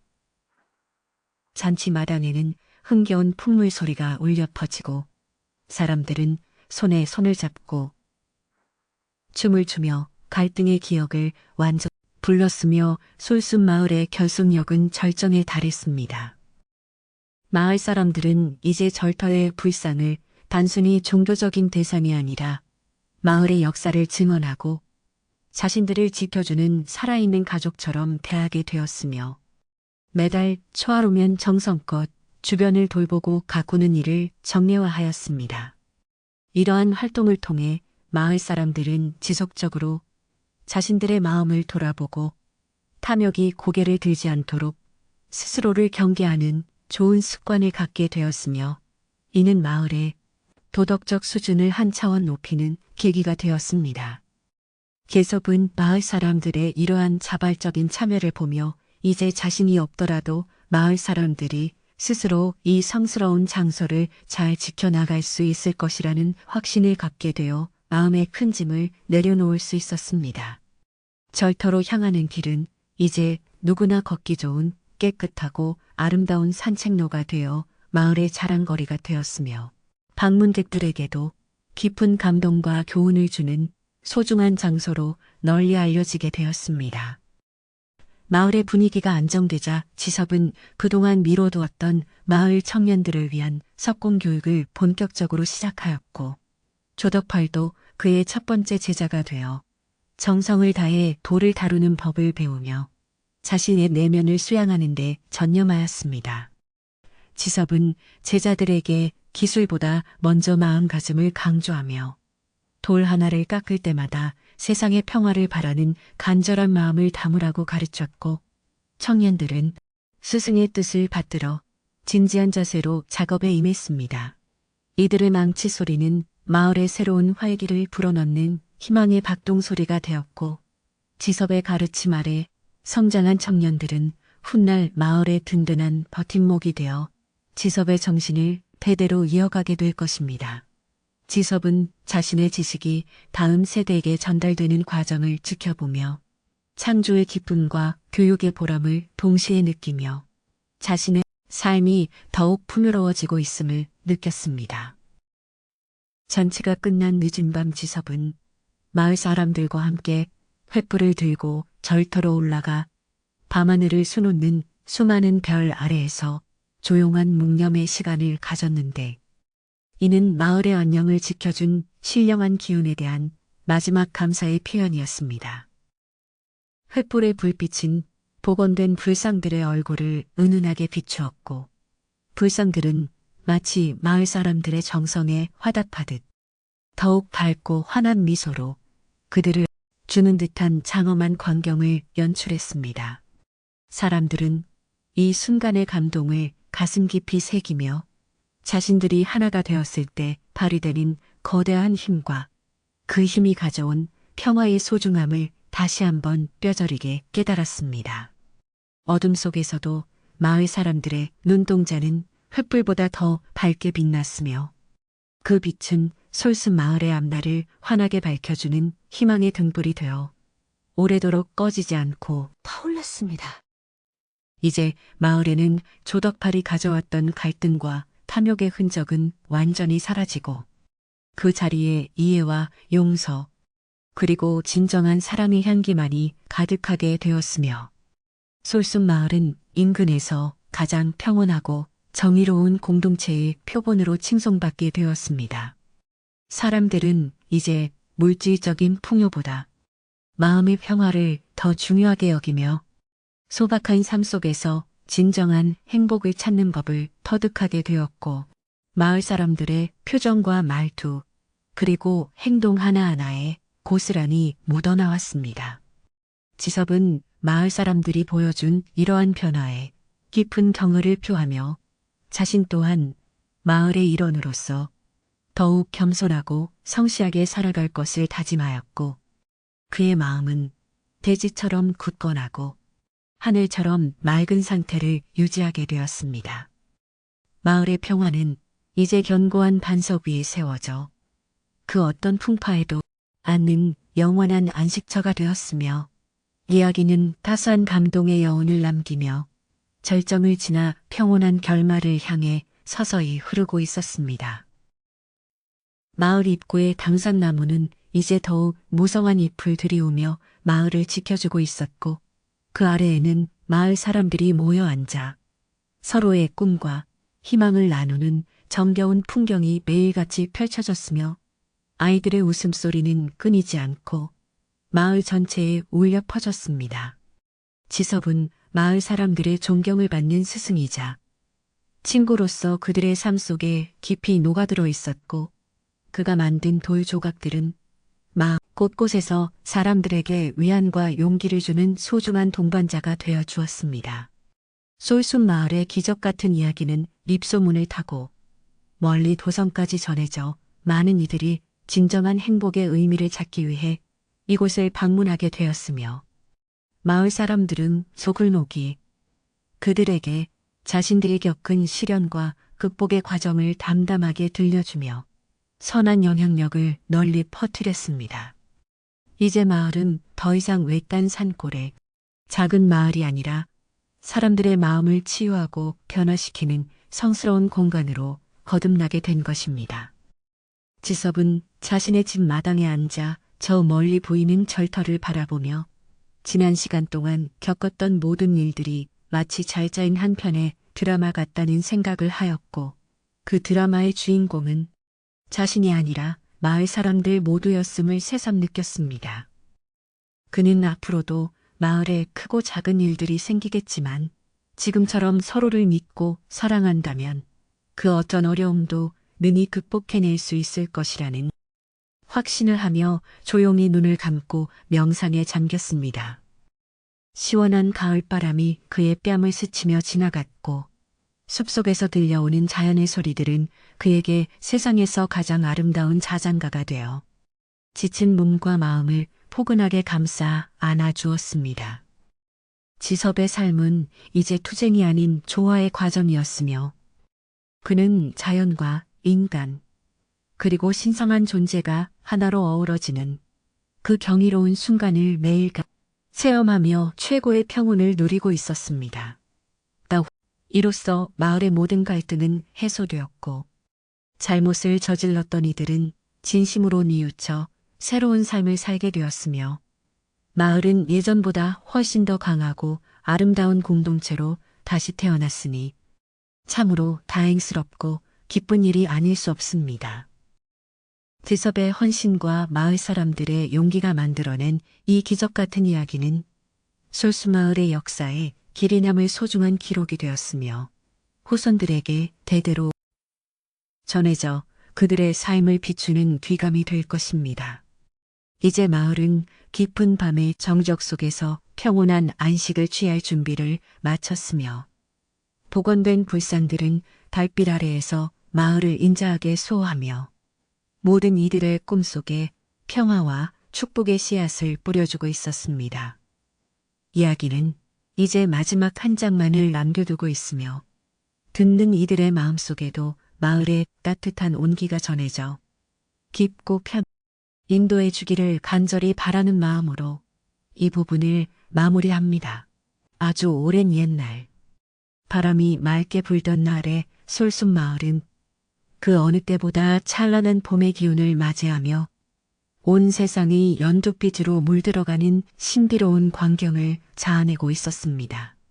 마을 사람들은 이제 아침마다 절터를 향해 정중히 허리를 굽혀 인사를 올리는 것으로 하루를 시작하는 귀한 풍습을 갖게 되었고 그들의 마음속에는 예전의 탐욕 대신 이웃을 아끼고 존중하는 온기만이 가득 차올랐습니다.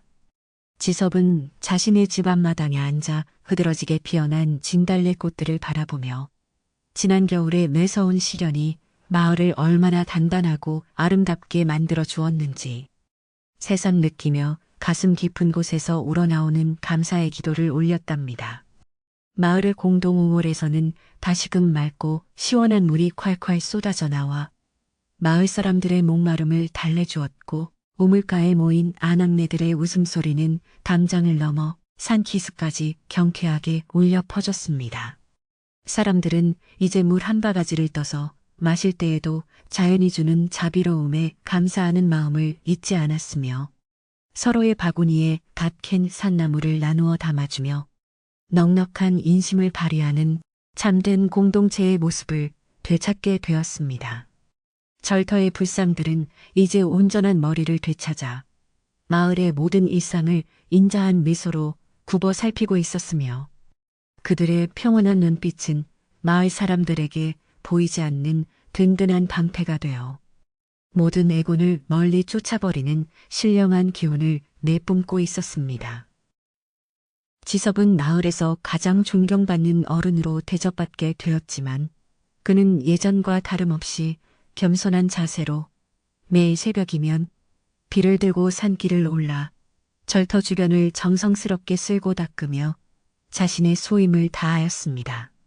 마을 사람들은 그런 지섭의 뒷모습을 보며 진정한 성실함이 무엇인지를 몸소 배웠고 지섭이 지나갈 때마다 누구라 할 것 없이 먼저 다가와 고개를 숙이며 감사의 뜻을 전하는 훈훈한 풍경이 매일같이 이어졌습니다. 지섭은 자신에게 쏟아지는 찬사보다는 마을의 평화가 지속되는 것에 더 큰 기쁨을 느꼈으며 자신이 조각한 돌 하나하나가 사람들의 마음을 잇는 징검다리가 되고 있음에 석공으로서의 무한한 자부심과 보람을 느끼며 하루하루를 보냈습니다.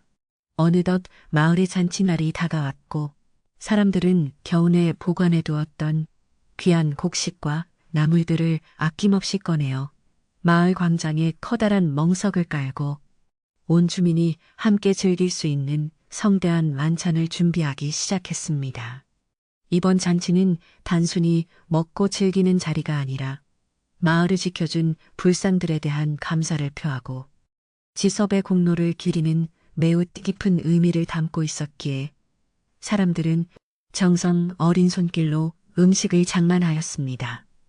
가마솥에서는 구수한 쌀밥 냄새가 진동하였고 노릇노릇하게 구워진 부침개와 정갈하게 무친 나물들은 보는 이들의 입맛을 돋우기에 충분했으며 마을 전체는 잔치 준비로 활기차고 생동감 넘치는 에너지가 가득 차올라 모든 이들의 얼굴에 웃음꽃이 피어났습니다.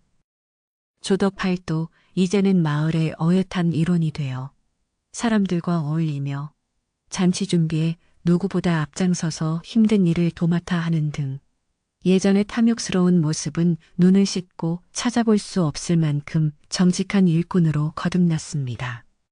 그는 지섭에게 배운 석공 기술을 활용하여 마을의 부서진 다리를 튼튼하게 보수하고 길가에 예쁜 돌탑을 쌓아 올리며 자신의 지난 과오를 씻어내기 위해 매일같이 땀 흘려 노력하는 진실한 모습을 보여주었습니다. 마을 사람들은 그런 조덕팔의 변화를 진심으로 환영하며 그에게 따뜻한 격려의 말을 건넸고 조덕팔은 사람들의 정에 감동하여 눈시울을 붉히며 자신을 받아준 솔순마을을 평생 지키고 가꾸며 살아가겠노라 다짐하고 또 다짐하며 성실하게 일했습니다. 잔치가 절정에 달했을 때 마을의 가장 큰 어른인 박영감이 지섭의 손을 잡고 사람들에게 말하기를 지섭의 맑은 마음이 없었더라면 우리 마을은 진작에 탐욕의 어둠 속에 잠겼을 것이라며 지섭을 마을의 수호자로 공식적으로 칭송하였습니다. 마을 사람들은 모두 자리에서 일어나 올해와 같은 박수를 보내며 지섭의 이름을 연호하였고 지섭은 쑥스러운 듯 고개를 숙이면서 주민들의 진심 어린 성원에 감동하여 자신의 모든 기술과 마음을 다해 앞으로도 마을을 위해 봉사하겠다고 짧지만 힘있는 어조로 담례했습니다. 이 순간 마을의 모든 이들은 하나가 된 기분을 느끼며 자신들이 겪었던 시련이 사실은 더 큰 축복을 받기 위한 과정이었음을 깨닫고 서로의 손을 맞잡으며 행복한 눈물을 흘렸습니다. 밤이 깊어지자 마을 사람들은 정성껏 만든 공약물을 가마에 싣고 지섭을 필두로 횃불 행진을 하며 절터로 올라갔는데 어두운 산길을 수놓는 수백 개의 불빛은 마치 하늘의 은하수가 땅으로 내려온 듯 장엄하고 아름다웠습니다. 절터에 도착한 사람들은 복원된 5구의 불상 앞에 무릎을 꿇 맑은 물과 음식을 올리며 마을의 영원한 안녕과 가족들의 담아 정중히 절을 올리고 마음의 평화를 얻었습니다. 달빛 아래 은은하게 빛나는 불상들의 얼굴은 마을 사람들의 기도를 경청하는 듯 더욱 온화하고 자비로운 표정을 지어 보였으며 그 자리의 모든 일은 형용할 수 없는 신비로운 힘이 자신들을 포근하게 감싸 안는 기적 같은 경험을 하며 깊은 감동에 젖어들었습니다. 지섭은 불상들 사이에 서서 밤하늘의 밝은 달을 바라보며 이제야 비로소 조상들의 영혼이 안식을 찾고 마을의 잃어버린 조각들이 제자리를 찾았음을 확신하며 자신의 가슴 속에 맺혀 있던 마지막 한 조각의 걱정마저 깨끗이 씻어냈습니다. 그는 자신이 평생을 바쳐 지켜온 이 절터가 이제는 마을 사람들의 사랑과 정성으로 가득 채워져 영원히 빛날 것임을 예감하며 차가운 발을 어루만지며 속삭이듯 고맙다는 인사를 전했습니다. 숲속의 풀벌레들은 이들의 축제를 축하하듯 감미로운 오케스트라 연주를 들려주었고 산들 바람은 불상의 자비로운 숨결을 실어날라 마을 구석구석에 평안의 씨앗을 뿌려주며 깊어가는 밤의 정취를 더욱 아름답게 수놓아 주었답니다. 잔치를 마친 마을 사람들은 다시 평온한 일상으로 돌아갔지만 그들의 삶은 이전과는 확연히 달라져 있었으며 집집마다 문을 활짝 열어두고 이웃과 정을 나누는 모습은 솔수마을을 인근에서 가장 살기 좋은 낙원으로 만들었습니다. 마을 아이들은 지서와크 아저씨를 따르며 석공 기술뿐만 아니라 자연을 사랑하고 진실을 지키는 올바른 마음가짐을 배우며 마을의 든든한 성장해 나갔고 마을의 어른들은 그 아이들의 웃음소리를 들으며 흐뭇한 미소를 지었습니다. 계절이 바뀌고 세월이 흘러도 마을 사람들은 매년 봄이면 한데 모여 불상들을 닦고 마을의 안녕을 기원하는 전통을 이어갔으며 솔숲 마을의 이야기는 전설이 되어 주변 마을로 널리 퍼져나가 많은 이들에게 큰 가르침을 주었답니다.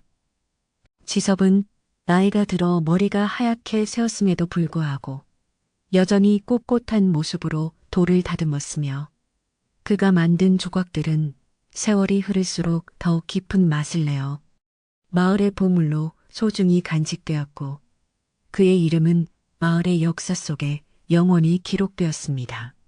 그는 가끔 혼자 절터에 올라가 불상들과 대화를 나누며 세상의 모든 이들이 탐욕을 버리고 마음의 평화를 찾기를 기원하였고 그의 간절한 기도는 바람에 실려 멀리 퍼져나갔습니다.